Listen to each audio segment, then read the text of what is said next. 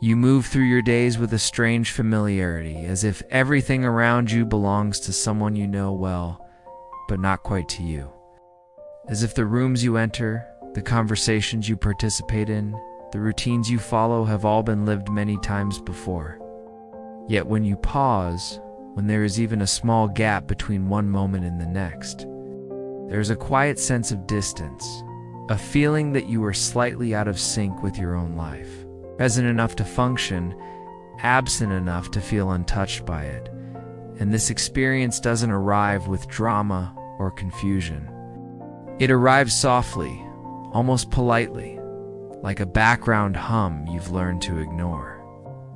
A sense that you are watching yourself live rather than fully inhabiting the act of living. That your days are happening in front of you rather than through you.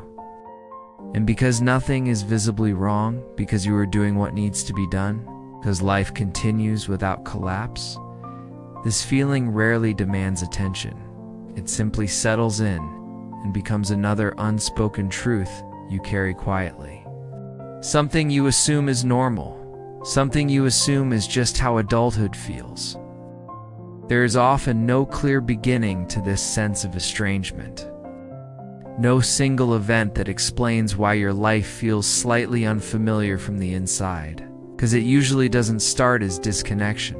It starts as adaptation, as attentiveness, as a subtle turning toward what is required rather than what is felt. And this turning makes sense.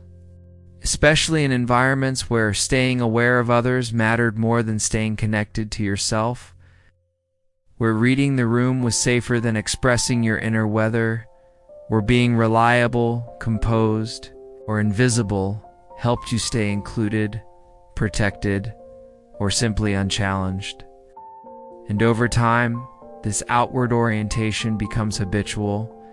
Your attention learns to scan the world first, to anticipate, to adjust, to respond, and only afterward.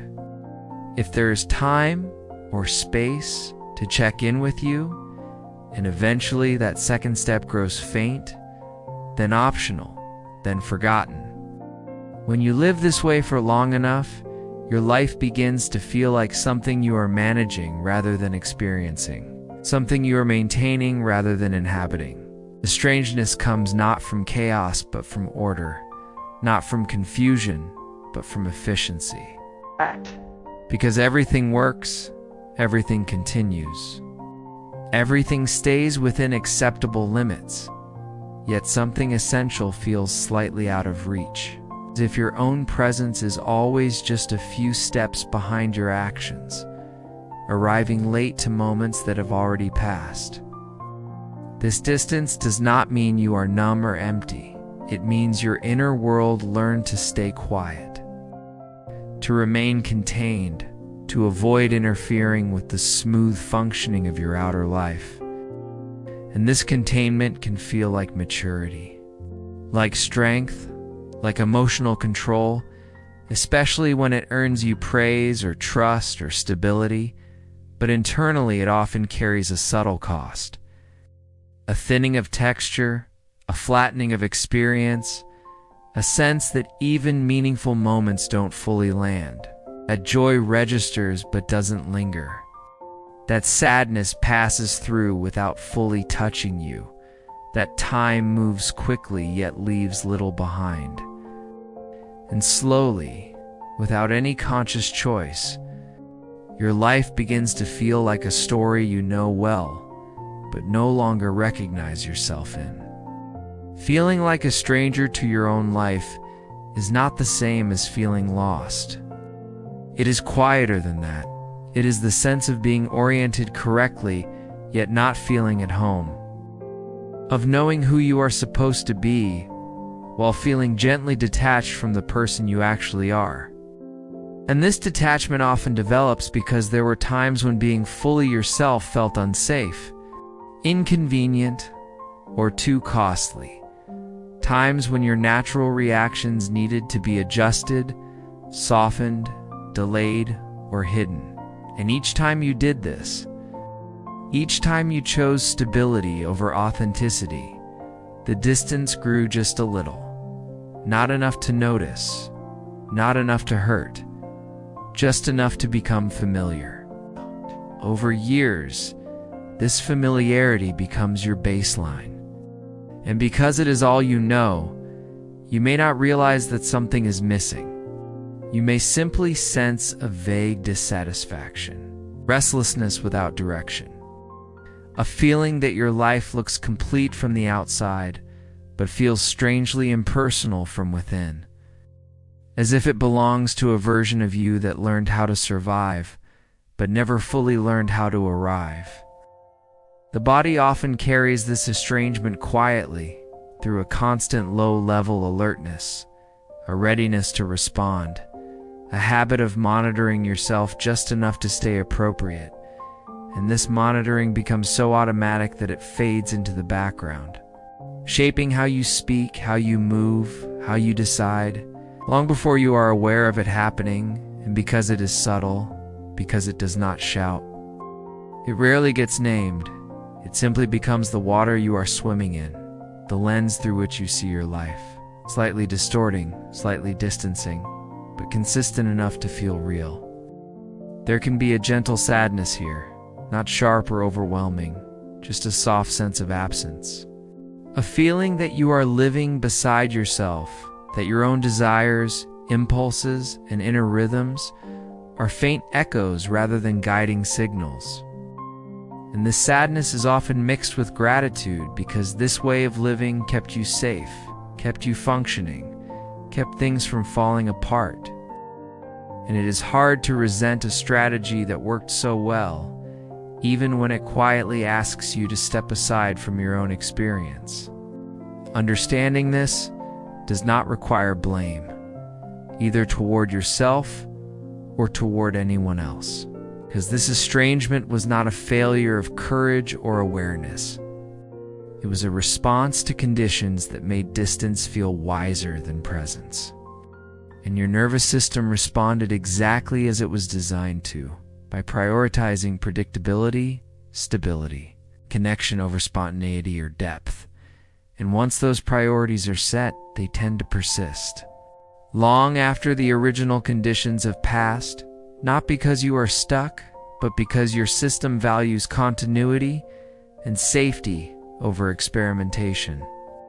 When you feel like a stranger to your own life, it can be tempting to search for explanations, to analyze your choices, your past, your personality, but this experience is often less about what you did and more about how you learned to be, about the subtle ways you learned to step back from yourself in order to stay engaged with the world.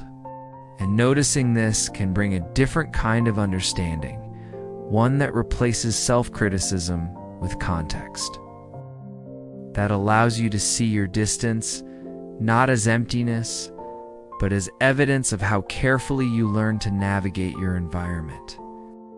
There is no need to force yourself back into your life. No need to demand presence or authenticity, because those qualities cannot be summoned by effort. They emerge naturally when the system feels safe enough to soften, when it senses that there is room to be without performing, without monitoring, without anticipating the next requirement. And sometimes the first sign of that softening is simply recognizing the estrangement itself, naming it quietly, internally, without trying to resolve it, just acknowledging that this is how things feel right now. That your life feels familiar yet foreign, close yet distant, and that this feeling has a history, a purpose, a logic of its own. In that recognition, there can be a subtle easing, a lessening of the internal pressure to understand or fix, a sense that you are allowed to feel this way without immediately needing to change it. And that permission alone can be enough to create a small pocket of presence, not dramatic or transformative, just a gentle moment of alignment where you and your experience briefly meet without friction.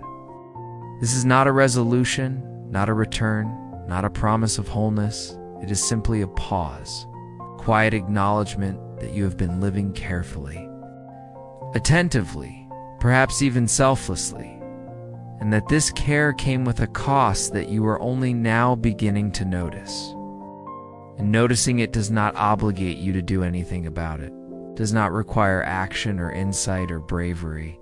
It only asks for honesty, for the willingness to let this feeling exist without being explained away. You are not broken for feeling like a stranger to your own life. You are not failing at being present.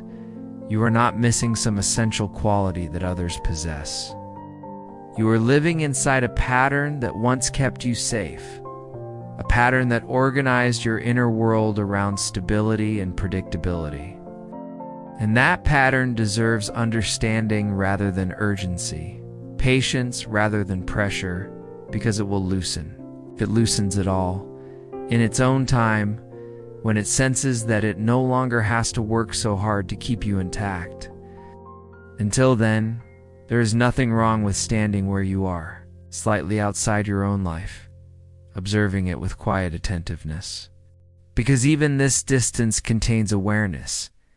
Even this estrangement contains presence, just in a different form, and perhaps for now, that is enough. No.